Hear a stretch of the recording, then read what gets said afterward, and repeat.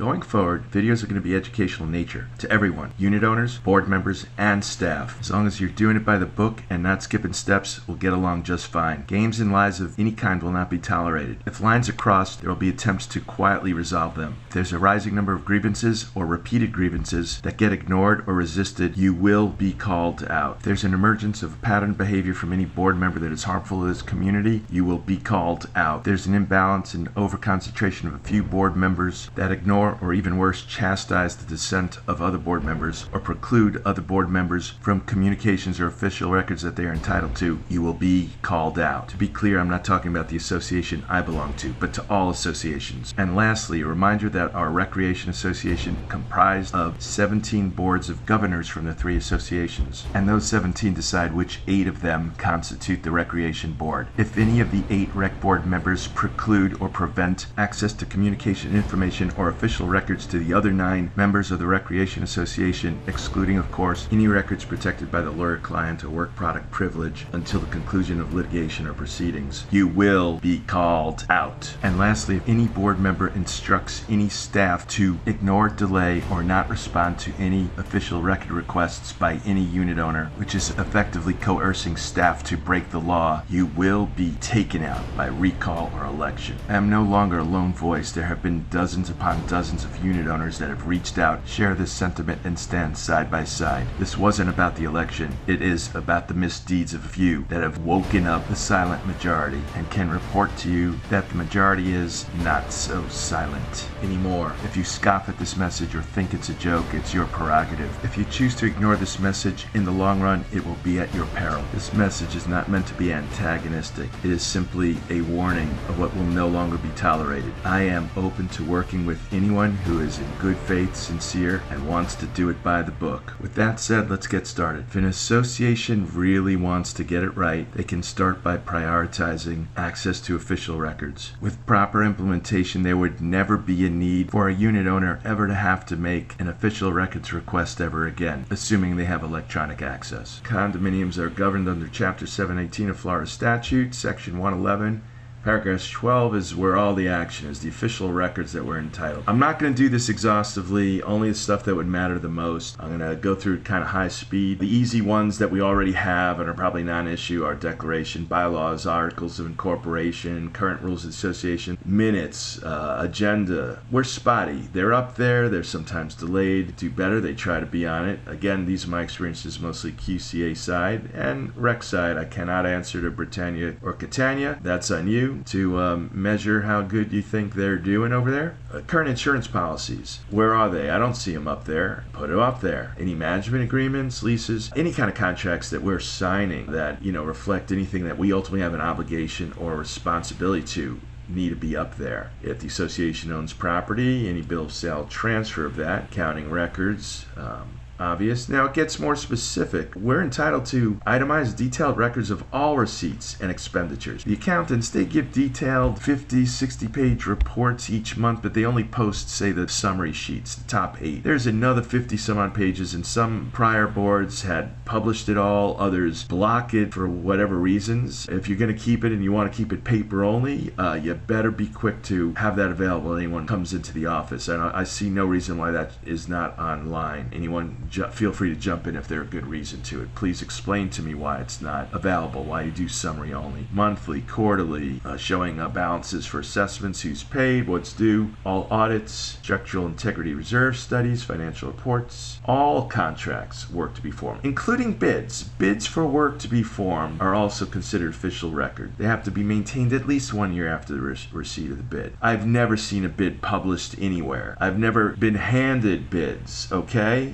You got it?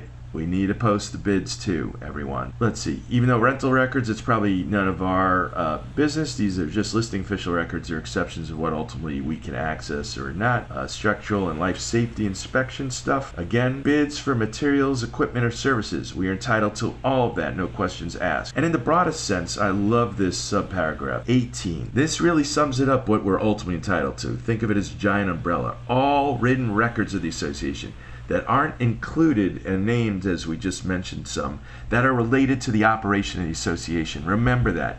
anything related to the operation of the association, we are entitled to have access to. Now, they get into, if they don't comply, it is presumed they are willfully failing to comply with law. Talk about failure to provide the records within 10 working days. You're entitled to $50 a day for up to 10 days if you follow all the procedure. That is ultimately what could be awarded to you, because they'd be right here, the association's willful failure to comply. So there are consequences. So you want 10 different people to each make a different request to really push an office to get up to speed and actually live up to the bargain that they should have with us. That might get them rethinking paperless office real fast. An association shall allow a member or authorized rep to use a portable device. So this is like an alternative to copying. We could bring in a smartphone, tablet, scanner, any other technology capable of scanning or taking photographs to make an electronic copy of the official records in lieu of the association providing with a copy. The association may not charge a member for the use of a portable